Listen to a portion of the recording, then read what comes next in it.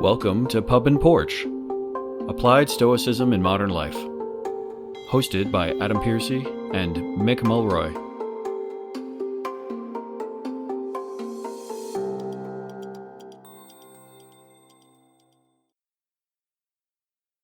Welcome back to Pub and Porch, Applied Stoicism. I'm your host, Adam, with my co-host, Mick Mulroy. Today marks a very special occasion for us, which I think many Stoics would say, oh, it's just another day. But for Mick and I, this marks our 52nd episode, which means it's been 1 year since we started. And I was talking with Mick offline a little bit about this, and we thought we'd do what I tend to call this a pulse check, which is like a status check of how are we doing, how do we feel, what are we thinking about stuff we've done and stuff that's coming up in the future. And so today we're going to basically do that and see how we feel. So, Mick, I'm going to start by asking you a question, which is just in general terms. I mean, it's been a year. We actually started recording, I think, earlier than this last year because we were trying to get a backlog of episodes going. And how do you think it's going so far? Well, we do have a pulse. So we do have check. A pulse. That's right. It's about the minimum standard for going ahead with the podcast. We've met it. I mean, what we set out to do was to have conversations about Stoicism, 2,000-year-old philosophy that I think is just as relevant today as it ever has been. Yep.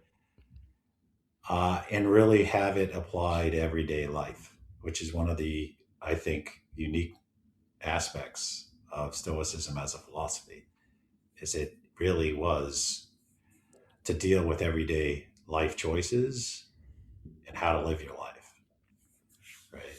We talked about from its inception with Zeno, having that life experience of losing everything, then finding purpose in this rather than material goods. We've talked obviously about Epictetus and Seneca and all of the impact they had on the development of the philosophy leading up to Aurelius, who kind of exemplified the leader. Yeah. Not kind of exemplified, did exemplify the leader. And I think that has really taken it to a point where we're trying to put it into everyday life.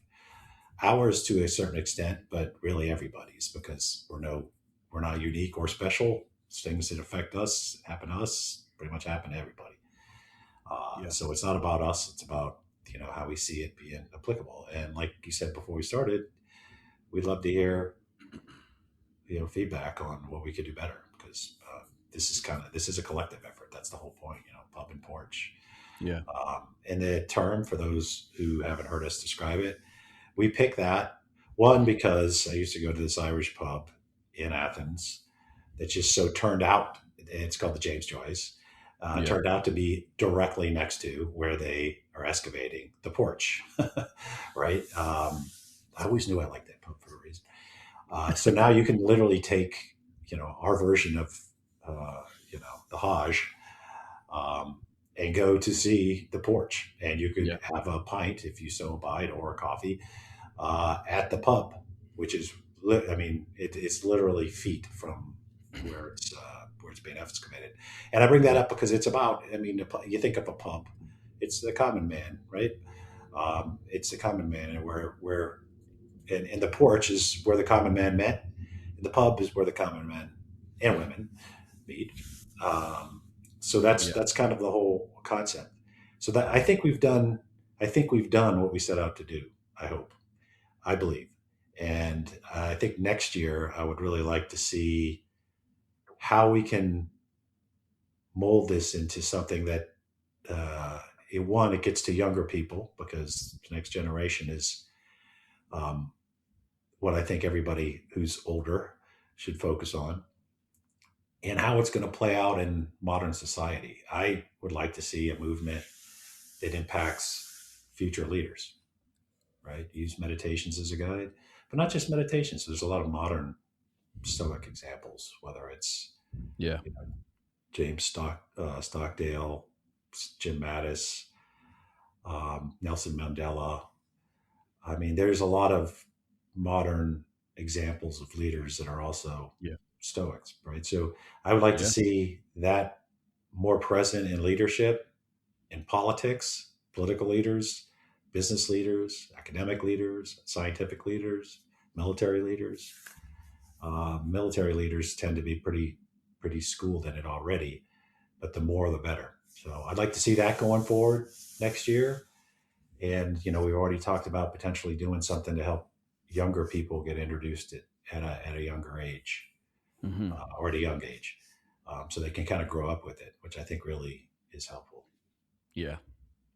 No, for sure. And I think, for me, I would echo a lot of the sentiments that you were saying. I also, I mean, it's interesting when I think back to this, right? Because it actually started because you approached me about it. I remember you asked me about it, and we had stayed in contact since we had been on episodes of Modern Stoicism podcast together. But I will say that for me, one of the things that I wanted to do, right, was create something that I would want to listen to. There's a famous, um, he's a YouTube gamer, but I think he's Canadian actually, and his name is Aculite. So shout out to Aculite. But he used to say, I like to make videos that I would want to watch, right? And when I think about the topics we talk about and the way that we're handling the podcast, I think that's definitely something I would say I've checked the box on, at least in this first season. I don't well, it's funny being the person who edits the podcast because I end up listening to the podcast about 3 or 4 times, right? Because I Sorry. have to make no, it's okay. It's part of the deal. It's part of the deal. But it's that interesting thing of like, I do listen to it over and over again. Because I'm looking for sounds if I need to clip it out, or I'm trying to look for sound bites, right? Like that's a big one for us, that we're trying to get into more, is getting some sound bites out there for some key parts of the episodes. And I have to listen to it over and over again, and and I don't find that I'm getting annoyed with it. I know that sounds like a weird thing to say. I mean, I don't really like the sound of my own voice, but I don't know that anybody really does. But when I listen to it, I kind of go like, I'm happy with that. I would listen to something like this. And I think the other thing is you and I never chose. We're not slamming other podcasts or anything like that. So when we say this, but you and I definitely spoke at the start that the applied part, right? So actually, and I think there's an interesting history on the name there. So pub and porch came more from Mick, right? I remember you had a bunch of ideas, and then I very early on liked calling it applied stoicism. Now I work in the applied sciences, so it kind of is that thing of like, you know physics is great until you try to create a product and use it, and it's not as easy. So that's applied sciences. Mm-hmm. And so Yeah. I was the one who came, and we worked together on it. You and I mean, I hope I'm not misspeaking on that. We worked together on it, but the second part of the title, the applied stoicism part, the I think the applied part was something that really jumped out at both of us early, right? Like we do have, as we would call it, our classic episodes, right, where we're talking about Zeno or talking about Zeno's Republic, which I actually think, as you have said in the podcast episode yourself, that it's very relevant today. But at the same time, we can also talk about burnout. And the episode on anger that we did was literally an event that happened 24 hours before we recorded the episode, and I walked that topic on with you because I was like, I feel like people are going to go, oh yeah, I've had that happen, right? And so that's the other part of it for me. If I were to really break it down into specifics, is I really have enjoyed the applied part of our episodes that have made me feel like we are doing something that might be a little bit different. Not to distance ourselves from others, but just to say that's the thing that maybe we bring to the table. And I'm very excited. Actually, it was funny. We did an episode where we were recording an episode yesterday to have for our bank of episodes, and I finished it and I was like, man, I feel like we're really rolling now. Mm-hmm. So, but what? How do you feel about it? I mean, like, what? Interestingly, listening back to some of the earlier episodes, I feel like I come off very stilted because I'm very, I end up coming off very formal. But now that we've been doing this a while, like, how do you feel about the way that the recording sessions are going and stuff like that. And how do you feel about the way that we're actually doing this? I think we're getting better. Just like when you do anything Yeah. over an extended period of time, you tend to get better at it. I guess it's really up to somebody else to tell us whether we're getting better at it or not. But Yeah. um, I agree, but I also, and I like we talked about with the last episode we did. I mean, this is in the last episode we did was on substance abuse and Yeah. alcohol. Um, I mean, these are things that, yeah, everybody or most people go through, right?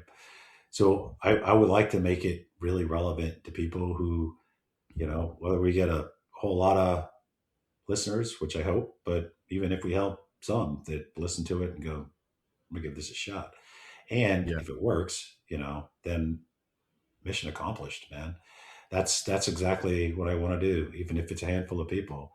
Yeah. And hopefully a lot of them will start getting involved in the like Stoicon, right? So if you've spoken at Yeah. many of those, get involved in the community. Because the other part of this, it is a community and people Yes. need it. People need a community. Um, some people find it in, religion, which, I mean, Stoicism is not an exclusion to religion. Plenty of religious people are Stoics, a lot Yeah. actually. Yeah. Um, my if you listen, my family historically Irish Catholic. There's a lot of Irish Catholic Stoics. I mean, they really actually, not to pump up my own kind, but who tend to be, which I do all the time. So I don't even know why I'm saying I don't. Um, Yeah. It's very on uh, brand. but the point is like it's part of their education. Yeah.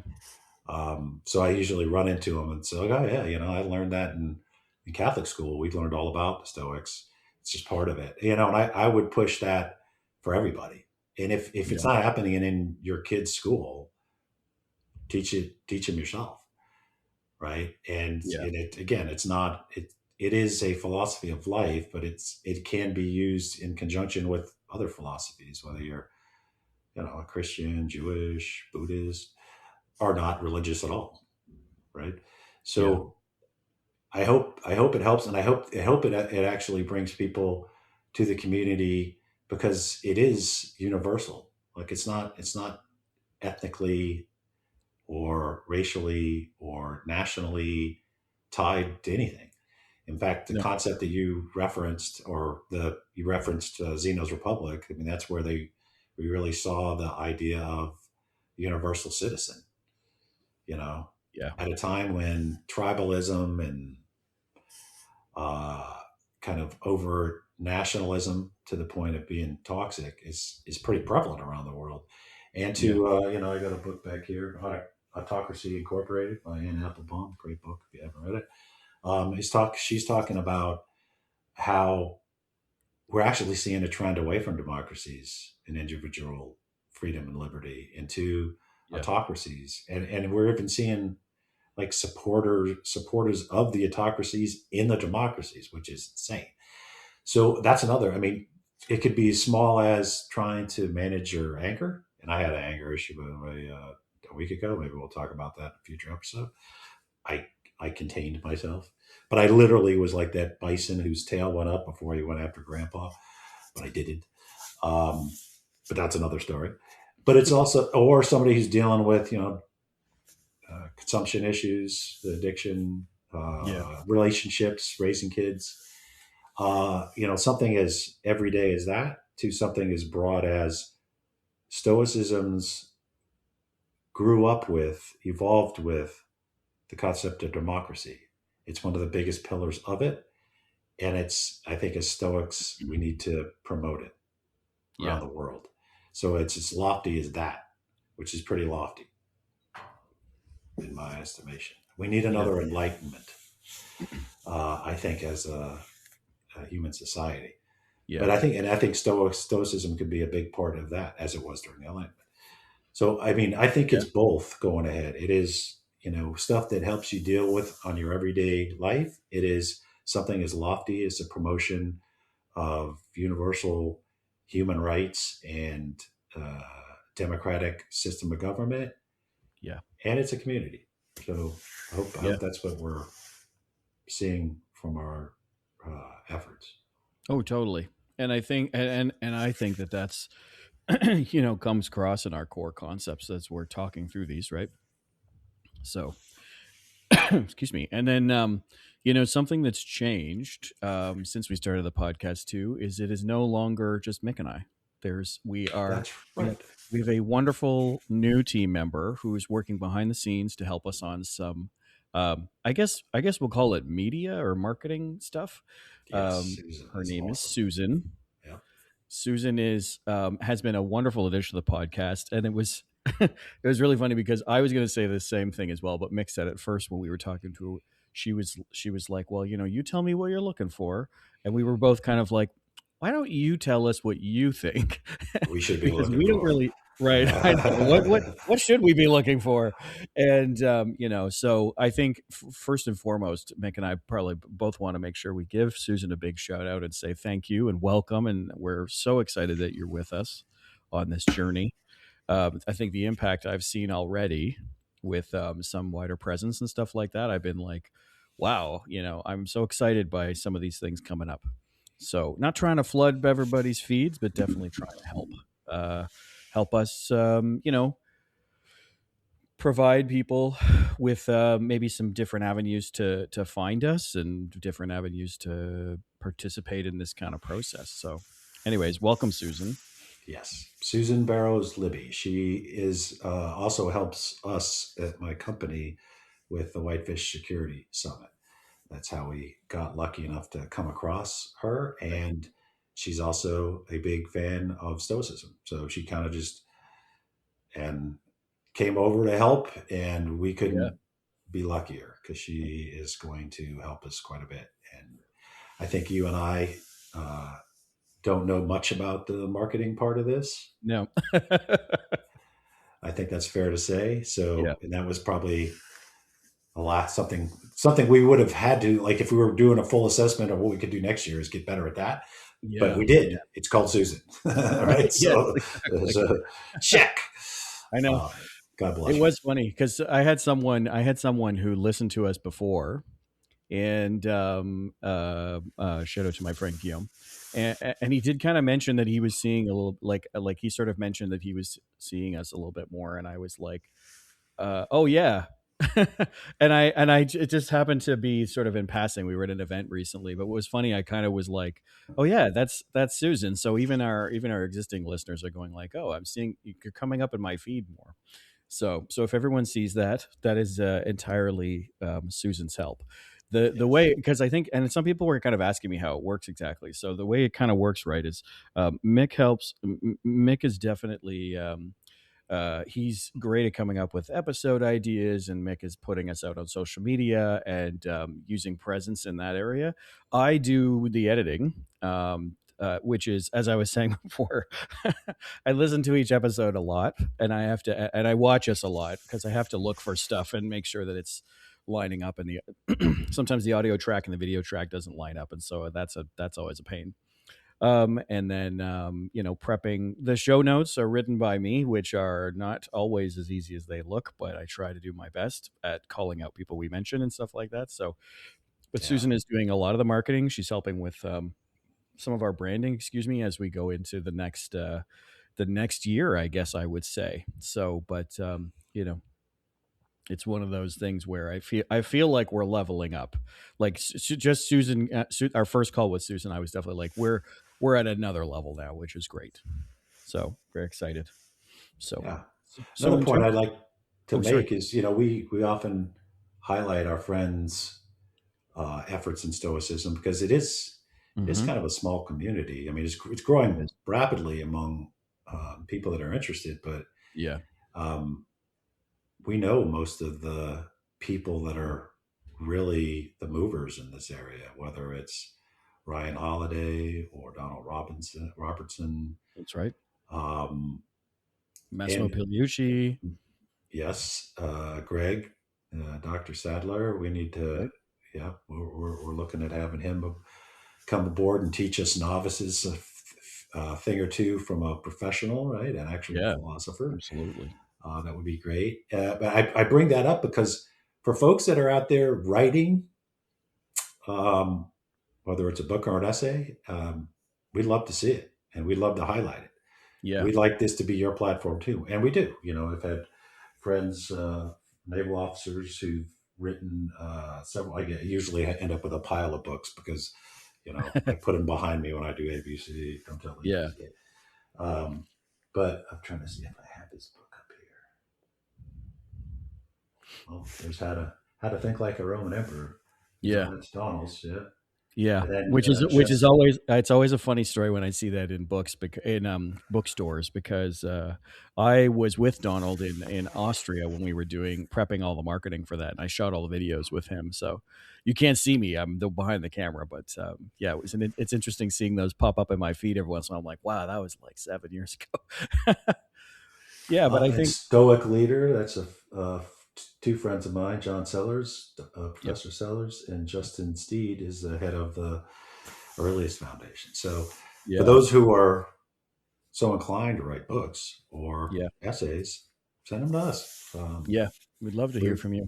Yeah. So in terms of excuse me, in terms of the future and in terms of what we have planned coming up, this isn't going to be a super long episode. I think it's just a pulse check, but in some way, in some ways, it's a chance for us to take a step away from our usual episode and see how we're doing so far. But in terms of the future, we're definitely, I think, in some ways, and Mick, I'd love to hear from you on this. You kind of mentioned this in the opening as well, but uh,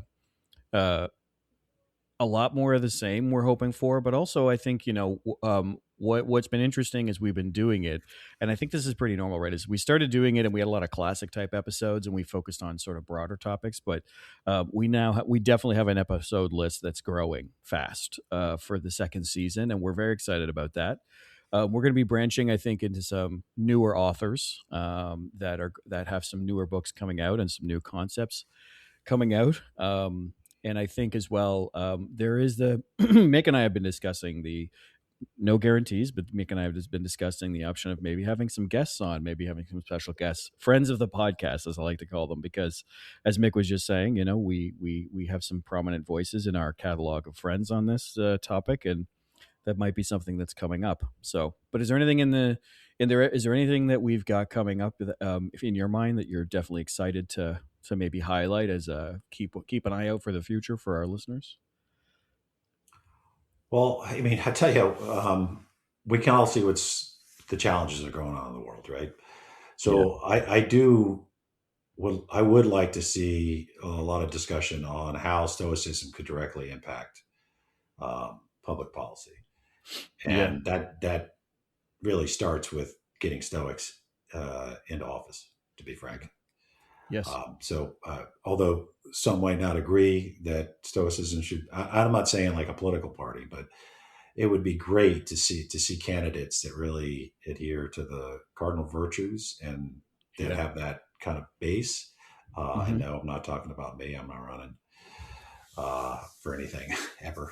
Um, me neither. I'm just proposing and promoting other people doing that. Yeah, Uh, me too. uh, I mean, I've been in policy, but what I would like to see is a whole younger generation come up with in that philosophy that it actually go in, because one, we're seeing a pretty strong tilt away from what I would say traditional democratic principles to more Yeah, authoritarianism around the world, and we don't see the Stoic opposition. Like, where is it, right? Uh, like yeah, you just what is it, Priscus, Helvidius Priscus. I was just reading about him last week. If you're not familiar, Epictetus talks about him in Discourses. He was a Roman senator um, who it kind of epitomizes the which you'd want to see in a political leader. In his case, a Roman senator, first century, who basically said, "Look, I'm opposed to these authoritarian efforts by Nero. At first, was exiled, then came back, and then was it uh, Verispius, basically said, "Hey, don't go to the Senate." He's like, "I'm a senator. I'm going." Because, well, if you go, don't say anything. Because, well, I don't say anything unless you ask me for my opinion. And then the emperor said, well, I'm going to ask you for your opinion. He said, well, then I'm going to tell the truth. And he said, then I'm going to kill you. And then he did. Oh, Vespasian. Vespasian. Yeah, Yeah. Vespasian was the emperor. It's Yeah. Helvidius Priscus, I believe. Yes, I think that's the right name. Yeah.